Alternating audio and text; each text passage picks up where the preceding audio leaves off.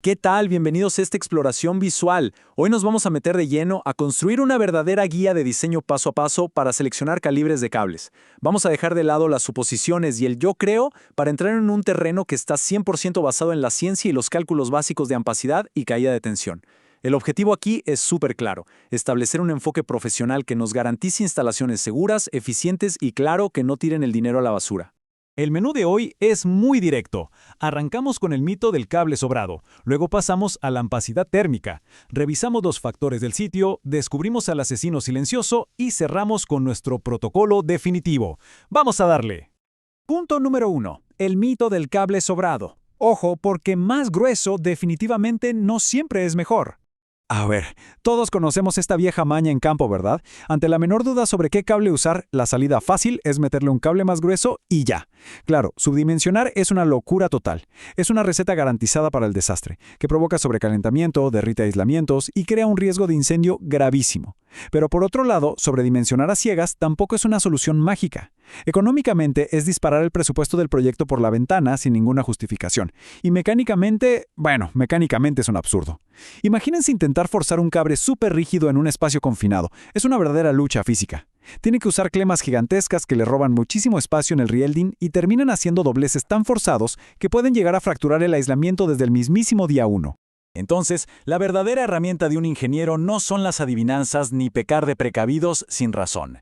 El diseño eléctrico óptimo es de hecho un hermoso equilibrio matemático, y está gobernado por tres pilares que son inquebrantables: la ampacidad, la realidad del entorno y la caída de tensión.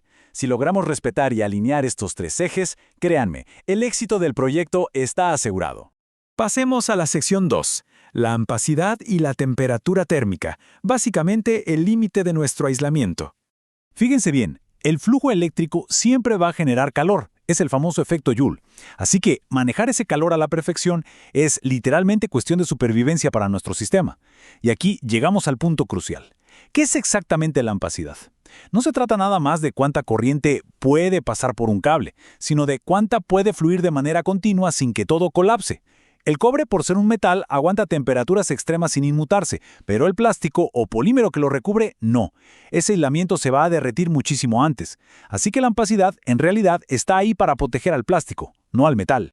Y esto nos lleva directo a esta regla de oro, que viene de normativas como el National Electrical Code o la NOM 11014. El sistema siempre se limita al componente térmico más débil. Imaginen que su instalación eléctrica es una cadena. Va a ser tan fuerte como su eslabón más frágil. Ignorar algo tan simple como esto es la causa principal de innumerables fallas misteriosas en campo. Y para que vean dónde fallan la gran mayoría de los diseños teóricos, miren esta regla específica. Pasa todo el tiempo. Compramos un cable buenísimo, certificado para operar hasta a 90 grados centígrados, y nos sentimos tranquilos.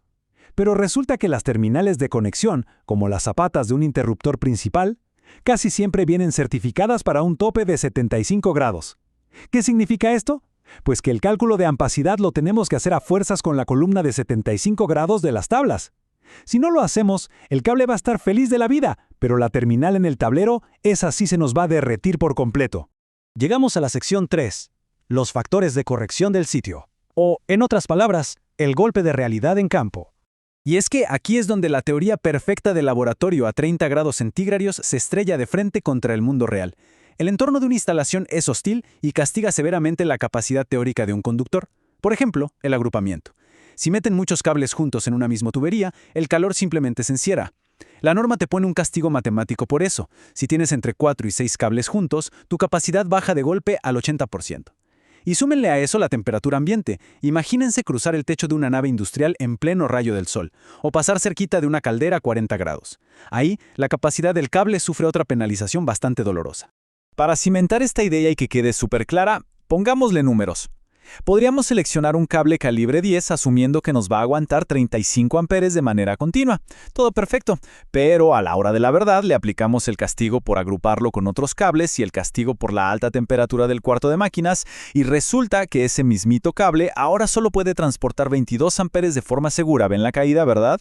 Omitir estos factores es, sin más, diseñar a ciegas.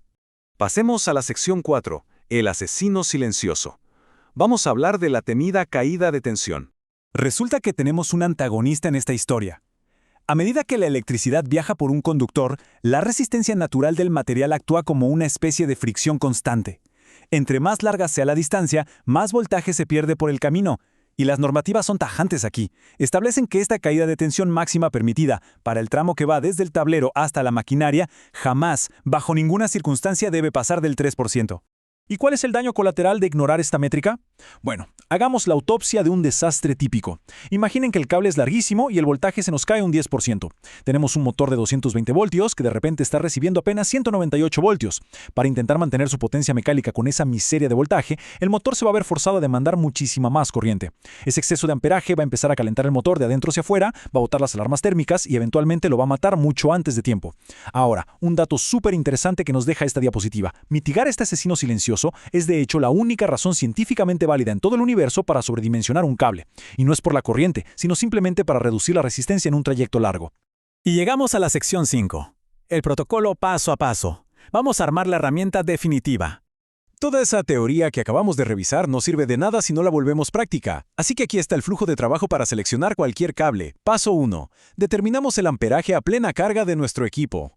Paso 2. Lo multiplicamos por 1.25 para tener ese margen normativo de seguridad del 25% para cargas continuas. Paso 3. Preseleccionamos el calibre basándonos única y exclusivamente en la tabla de 75 grados centígrados para proteger las terminales. Paso 4. Aplicamos los castigos ambientales y de agrupamiento. Si resulta que el cable ya no nos da el ancho, pues subimos de calibre. Y paso 5. Calculamos matemáticamente la caída de tensión según la distancia. Si perdimos más del 3%, seguimos subiendo el calibre hasta que estemos dentro de la norma. Como pueden ver, la ingeniería eléctrica bien hecha no deja ningún espacio para esas corazonadas de «vamos a ponerle uno más grueso por si las moscas». Cuando ponemos a trabajar juntos la ampacidad, los factores de corrección y la caída de tensión, el éxito del diseño es totalmente predecible. Es pura ciencia. Así que les dejo esta pregunta sobre la mesa para sus futuros proyectos. ¿Van a continuar operando bajo las viejas costumbres de la industria o van a adoptar este rigor matemático para construir instalaciones que sean verdaderamente impecables? Ahí se las dejo. Ha sido un placer acompañarlos en este análisis y hasta la próxima exploración.